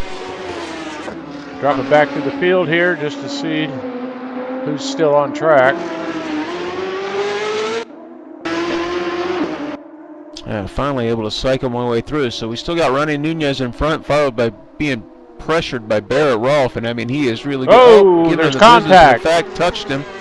Yep, Barrett got the worst of that. He ran into the back of Ronny and took himself out into the grass. So now we're going to come across the line with Ronny Nunez, John Ludden, and Brad Maris. So we got a Ferrari 2.4 GTs. And Salem Montgomery Jr. right behind. We got Martin Walters, Krishna Khalili, Aaron Parsons all the way up to 7th. Beneficiary of that whole thing. Chris Moses, Andrew Werner, and Thomas Schubeck round out the top 10. So Ronny Nunez looks like he's made himself a little bit of a gap. John Ludden right behind. More contact up here. It's like Moses and Gene and Jaime Moore.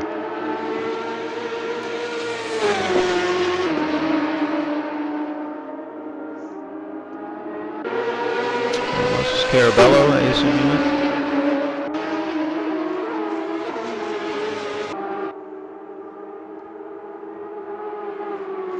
Yeah, it looks like Moses Carabello. Good thing he's locked in the front row because he is out of the race. So now Ronny Nunez comes down the hill for the first time by himself. He's opened up a little bit of a gap to John Ludden.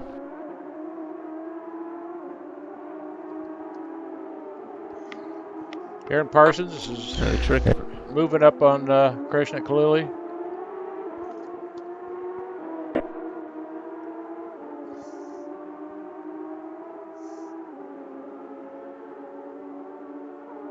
Yeah, looks like a very nice start from Aaron Parsons.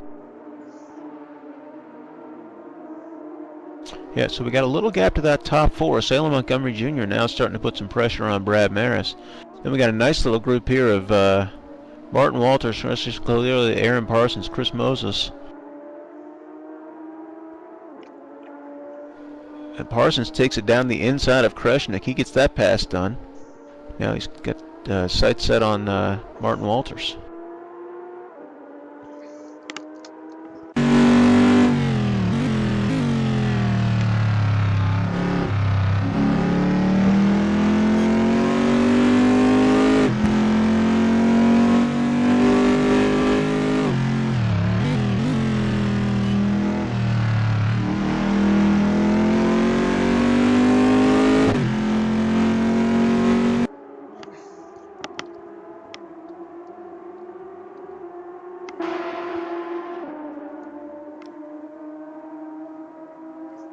Salem Montgomery is hunting down Brad Maris. Yeah, he is. Salem is looking very quick. He's putting pressure on Brad already. Yeah, that's for third position.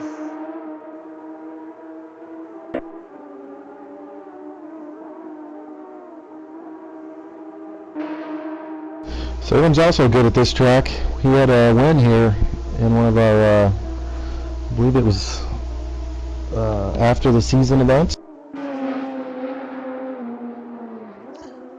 What was that? So Was Jaime that Moore has non? brought the Audi into the pits here to get some repairs done. Was that the non-championship or non-winners Bathurst race a while back? Yeah, that's right.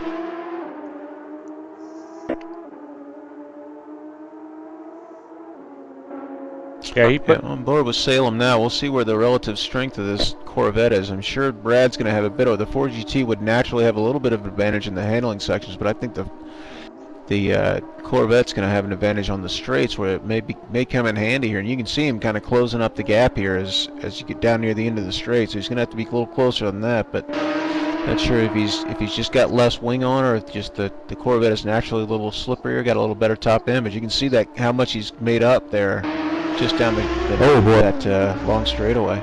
Eza just made the pass on Walters, and then they got into each other at the chase, and Eza went off. Oh, and that allowed Kresnik Halili back by, too. So now Martin's going to try and put a move on Kresnik on the T1. That's not a good place. That's Aaron's licking his chops at that one. See both those guys go side by side. He's going to have a huge run up here. Look at this. He's going to take both of them up the hill, I bet. See if he can get on the inside of Martin. You got a good launch. Oh, that worked out good for him, yep. That's a mean little pack he's running with. Yep, I see the guys in the mirror there behind. He's got a good inside line, makes it stick. Yep, that's the place to be for sure. That's where all the grip is. And he's away. So now we got, him and Moses also joining in that fight. Along with Schubeck in the Volkswagen. I'm sure he likes you referring to it as the Volkswagen. I'm sure that's the reason he does it.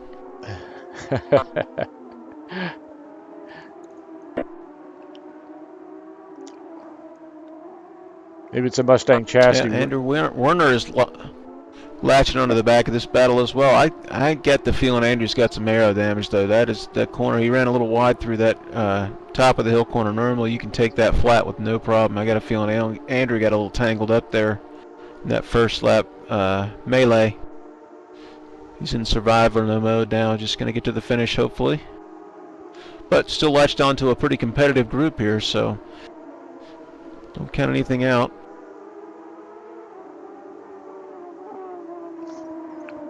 Let's jump back up front and see what's going on with Brad and Salem. Looks like they're still dogging each other.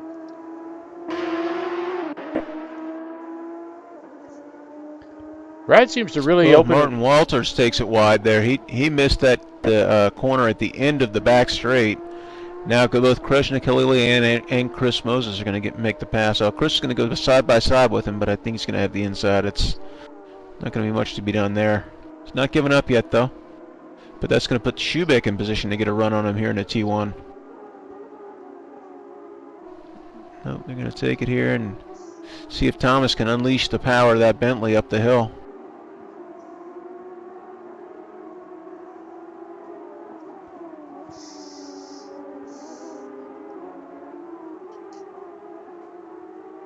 And I'm sorry if I'm talking over there, Marty. I don't know where you are on the broadcast. No, I'm with you. I'm with you. Martin's had a run on him and couldn't pull it off. Try to take that inside line. Boy, missed the braking, and Martin not having a great run here. He's losing a lot of positions in a short stretch of time here. Now he's kind of put himself at risk for Andrew Werner as well. Andrew's liking this. It's like you guys keep duking it out there. It's like Moses is not able to get away from Schubeck here. Yeah, we'll see if Schubeck can have a look. That Bentley will be unbeatable down that back straight if he can get a good launch out of that last corner.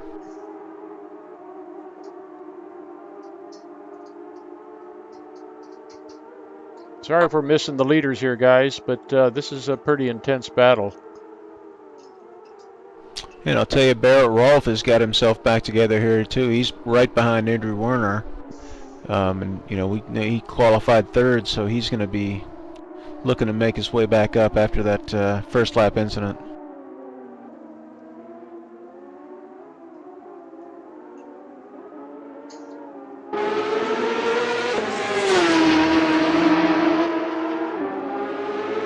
trying to look on the inside of Andrew. Those Corvettes have fantastic top speed.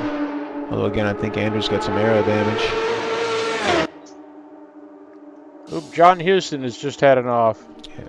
It's like he's Yeah, Andrew's going to let Barrett by. getting it straightened out. I think Andrew may be in survival mode here. He'd be just as happy if people weren't around him, I'm guessing. So Barrett Rolfe has made his way back up. Now he's going to be looking to get in the action with this Moses, Schubeck, Walters fight, and Kresnik Kaluli also not too far in front of him.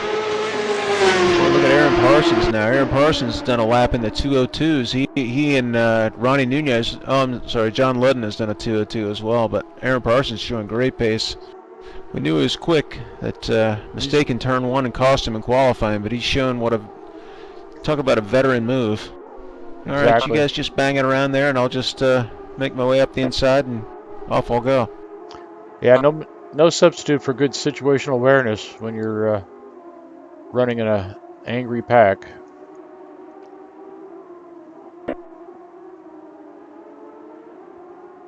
Yeah, it looks like he's found himself a little bit of a gap on track now. He can kind of just run his laps pace he wants to go, and just keep working his way forward.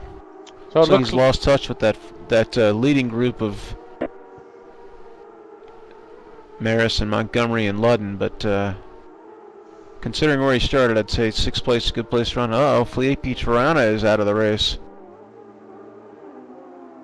It's like Jaime Moore's dropped out also. I saw Jaime duck into the pits early. Maybe repaired his damage and still not happy with the way the car was driving.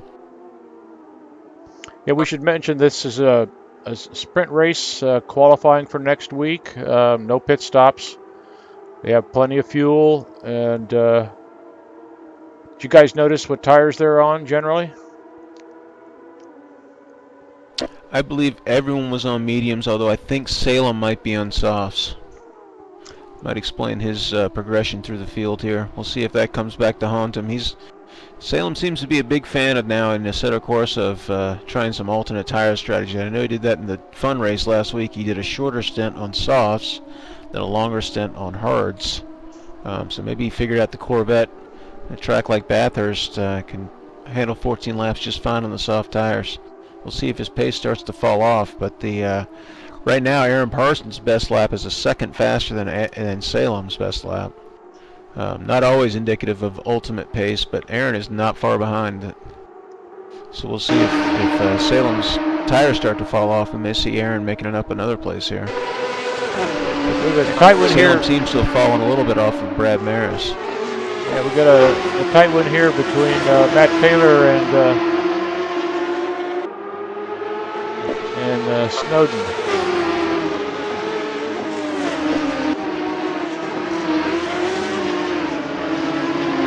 Contesting fourth position. John Ludden has not let Ronny Nunez run away with this race either. He's still, I don't get the exact live timing of it, but he's not far behind. Yeah, that gap is 2 or 3 seconds. So. Yeah, it stayed right at 2 to 3 seconds. Looks like Brad has made himself comfortable in third. Yep, Brad not too far behind, and also that's where Salem is right behind that, and then Aaron Parsons. So these guys are not that spread out here. I can't see the lap that we're on. Here goes Barrett Rolfe on the inside of Chute. And I'll tell you, Barrett Rolfe is making his way through there. He is, he's looking very quick. I think he's on the softs too.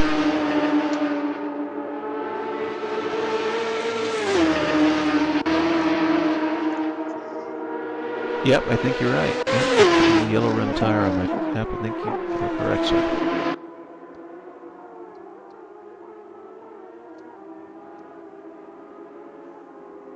Boy, this is, Barrett's coming up on the Chris Moses, Martin Walters. Martin is he is using all the track and then some.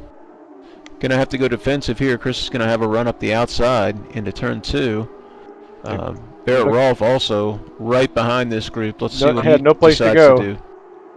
Yeah, this Patience may be the best course here. Whoa, boy. And they all pull it off. Oh, Chris made it on the outside. Yep. Well, so far we're not done yet. And there goes Martin. You're going to have to come back inside. You're going to have to give him room, Barrett. Yeah, he's going to come in there. Yep, good job by all those guys. That's a tricky spot and a lot easy to lose the back of the car through that corner. It's a good spot to commit to that outside pass. Yep, this is a battle right here. Here comes the hard part too. Following somebody down this hill is so difficult to do. Oh yeah, because the car just With gets Schubeck light. right behind here in that giant Bentley. Hard to not see that in your mirror. Good job by all of them. They all got through there smoothly.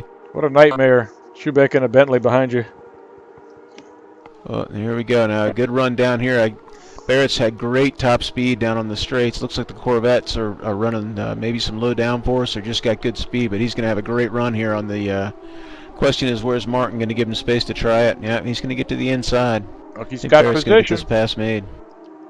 Yeah. Make it through the kink. Boy, and look at the speed, too. I mean, he has got low downforce on that thing. Martin's not giving up. Closing up on Moses as well. Whoa, he touches that's it. not how you do it. Yep. Oh, That's what happened when Martin and Ezra were battling for that spot too. Yeah, it looks like Martin's going to wait for him to give him back. That's the right thing to do. Yeah, that was good sportsmanship. Meanwhile, Andrew Werner has moved up, I got to say, up to 8th place. Survival mode. Sometimes it works to your advantage. And another Porsche drawing behind there. Is that Iggy or Omar? It's like Iggy has joined this fight now. Oh, Kreshnik's in the pits. Really? Oh, that's too bad. He's been He was having a run. great run. Looks like Aaron Parsons has caught up to Salem Montgomery. We'll see if he can find that battle here. I'm on it. There's a battle for 4th. It's like Salem's, Yeah, I think Salem must have made a mistake. or that soft tire strategy is not working out. Yeah, I wonder if those are starting to get hotter, if they're just showing some wear.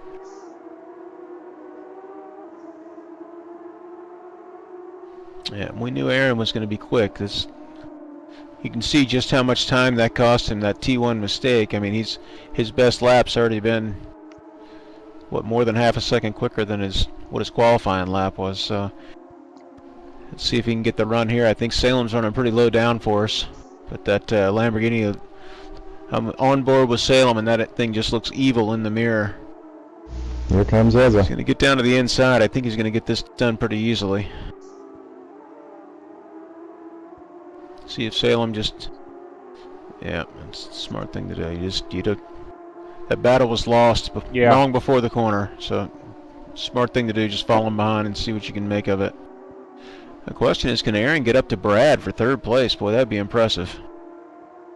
Well, the one thing Aaron's done is he's put himself in a good position for the main event, because we should remind everyone that the only points in this race were already established by the front two in qualifying in the Super Pole, and this is just for positions to start the race next week.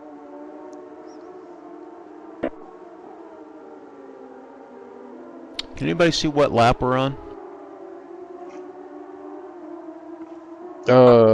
Not I. I could. Yeah. There's an app I'm for. on board with Brad. I can see. Yeah. There's an app for that. Yeah, I don't have the. Mine does. My P tracker, shows the lap I'm on, which is sadly still lap 1. Yeah, we're on 10 of 14. Oh, okay. So we're getting along here. And Brad, not gonna be able to relax. I can see Aaron in his rearview mirror when I'm on board with Brad. So Aaron's still pushing forward.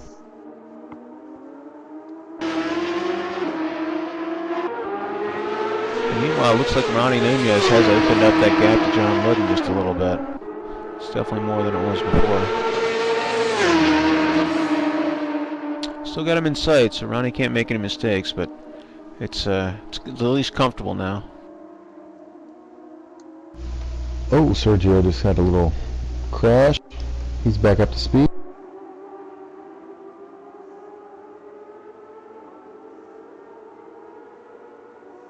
but that was right in front of Chris Moses.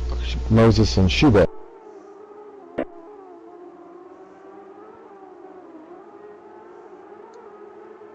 And we've lost one from that battle, haven't we? Is that Barrett Rolfe behind? Yeah, he's behind Andrew again. And Walters Or is has he back still a few just not spots. made that pay? Oh, he still hadn't made that place up yet from the from before. I got a feeling he's going to catch Andrew though. Boy, Barrett is just flying.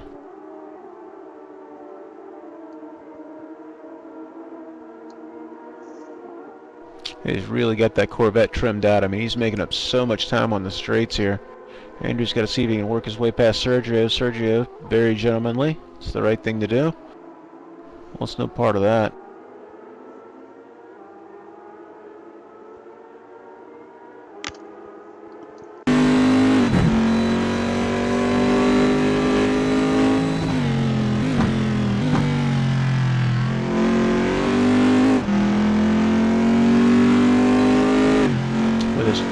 Back at Moses' battle too, it's just been kind of the same gap the whole time here.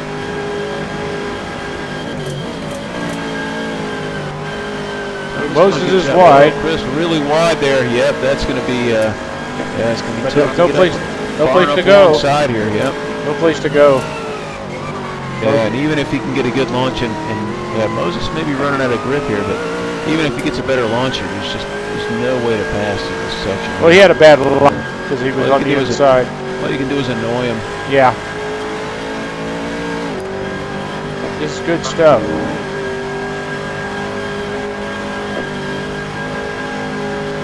Yeah, it should have looked like the Chris might be running out of grip. I don't know if maybe it got a little front end damage or if he's just wearing out the front tires a bit. Solid through there though. I'm just going to have to be pretty close to get a good run down of this. Tom's a little late in the brakes there, a little lockup. Just enough gap, I think Chris will be able to hold it down the straightaway. Yeah, a little late on off the brakes, a little push, lost some acceleration. And he's right there with that on the other monster hand, Bentley. here comes Barrett Rolfe on Andrew. I think Barrett's going to get, he's got the run for sure. Whether or not he can make it stick on the outside here though. Yeah, I think he's going to actually clear him all the way. Andrew just says, yep, all right. Yeah, Andrew let him go. Yeah, Andrew's got some damage to that car. I think he's just, like I said, he's just trying to get to the end now.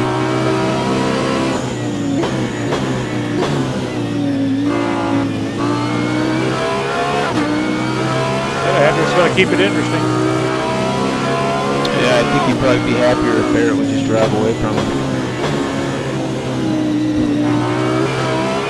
I've been in that position. Sometimes that car is not doing what you want. You got some damage. You just say, hey, you know what? I just want to finish off the laps here and be done with it. And you're just slowing each other up by fighting. Yeah.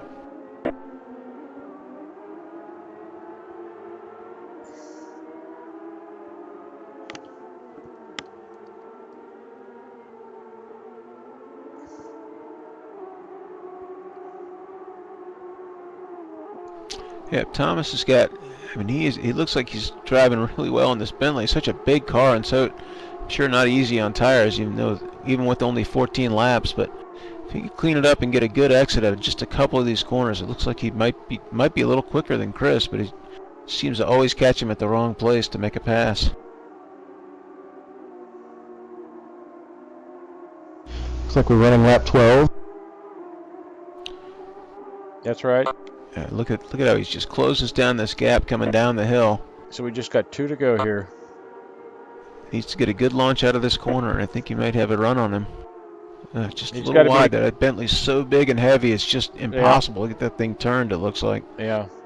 He'd have to be right on Chris, not give up too much on the exit, and then be able to power around. But it's real hard to be that close coming down that hill. He's getting closer here. Yeah, no two ways about that. You can see how he gets closer, but he's going to have to be a lot closer than that to get the run made. Blue Buzz is going to catch Brad by the end of the race. Now, whether he can get around, and it's going to be another story, but he's really up there.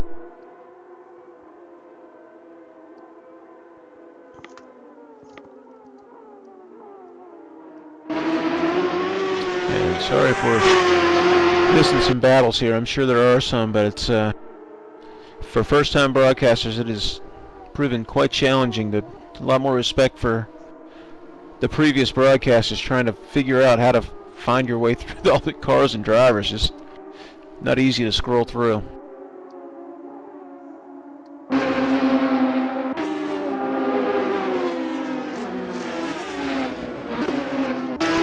Starting to get through lap traffic here for the leaders. Yep, I see Ronny Nunez is catching up to Omar Gomez. I'm surprised to see Omar must have gotten caught up in that early crash, because I'm surprised to see him going a lap down here in 14 laps. Schubeck and Moses are going side by side up the hill. And Moses finally gets by. They were side by side for about the first, or this turn 2 through 5.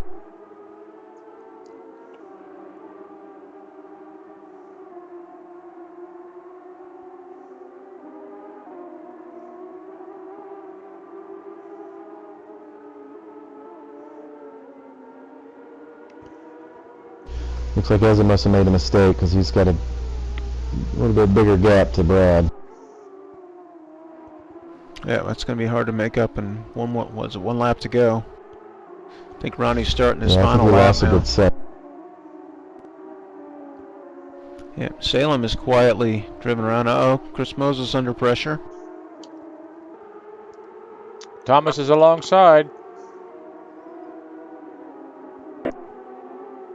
Moses gives Thomas it gets the pass made. Nicely done. Excellent. Can he hold it through this last? Yep, keep it off the grass. Chris going to have a look back to the outside. That'll be hard to get done. Can he get it down the inside? I don't think so. Nice done by Thomas Schubeck. Excellent. One lap to go. He's got to hold on to it. Ooh, that's oh! Both of them get sideways. Yikes. There goes Barrett Rolfe and Andrew Warner. Costly mistake by Chris. He tried to turn under. Tricky spot. Both the last corner. Yep, the last corner and the first corner. This corner here have really tricky the way the car unweights and the rear suspension unloads. It's really difficult to get the power down. Well, that looked to be a classic case of Chris was on the inside with more steering lock and used a little too much power coming out with too much steering lock, and the back end just wants to go around. We've all done it. Starting to get a little worn. Yeah, we've all done it. Uneven grip. That Corvette's got a lot of torque, so a lot of power early in the rev range. Exactly. Well, Nunez is going down the Conrad Straight for the last time. I'm sure he can see Ludden in his mirror. It's a good run from Ludden too.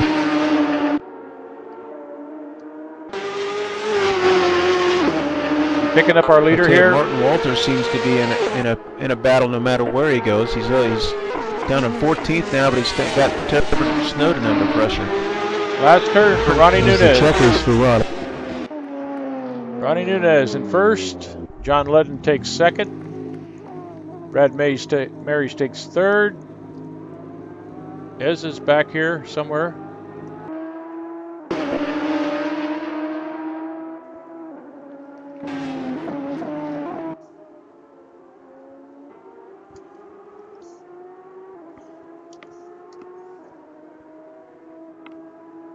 Salem brings it home fifth.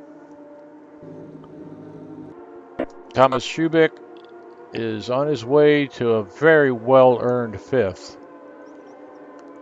Sixth. Good Pardon. job, Tom. Yep, great job by Thomas, and also Barrett Rolfe in seventh. He's might have been a bit of an instigator in one of that early incidents, but he still did a solid comeback. Andrew Werner bringing it home. I think Andrew also been driving the whole race with some damage. So good job just surviving. Yep, Moses in 9th, Luis Nieto in 10th.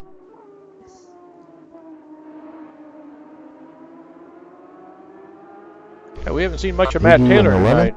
I guess he just had a lonely race. Yeah, Taylor, he was involved in that big skirmish at the beginning. Oh, right. Martin Walters still pressuring Snowden. Didn't quite get there in time, though. Very close. Well, Houston bringing it home. Martin Walters was in the wars the whole race there.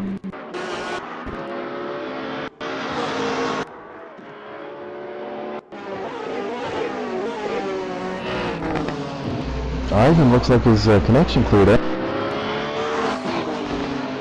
Holds off Bjorn.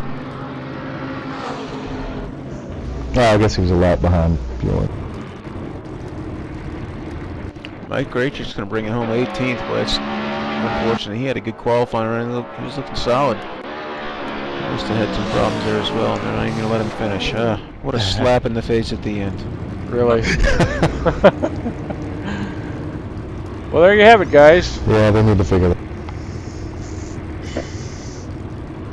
Yeah, it might be something they can settle. I can talk to Al about that. Maybe you can add 30 seconds. Yeah, that would be good. It's Time there. just I think they can set it there. disappointing when you're back a ways and you're finishing your race and it ends too soon for you. Well, it was an exciting race. There's lots of action. Unfortunate to have that the big incident there on lap 1, but you can kind of see it coming. It's a tricky track and lots of nerves. So hopefully everybody's going to get that out. Hopefully got that out of the way tonight, and they'll have a much cleaner race next week with the long race. Hopefully everybody will kind of take a deep breath and just line it up there through those first corners. Yeah, I expect so. I mean, like we talked before the race, this was going to be very difficult on the first lap, first race of the season. Some new drivers, different cars, and it looked good in the front for the first few turns, and it just took one guy to get himself turned around, and I don't know whether it was an issue of not locking down the brakes to hold your position or what, but it did get messy. It reminded me of the band scene in the Blues, or not the Blues Brothers, Animal House. Once the leader goes into the corner, everybody just keeps piling in. I think it was the Blues Brothers. Oh, in Animal House. The car chase too, but in the car chase too. No, in Animal House it was Stork went and took over the band leader position. They all just kept going into it. But anyway. Well, that didn't seem really that important. Yeah, I know what you're talking about. Great final thoughts there, guys. Yeah, that sums it up, right? And good night. Okay, thanks for watching, guys, and be sure and tune in next week for the Thursday GT race here at Bathurst, main event, 2-hour enduro. It should be a barn burner par excellence. So see you guys then. Thanks, Scott.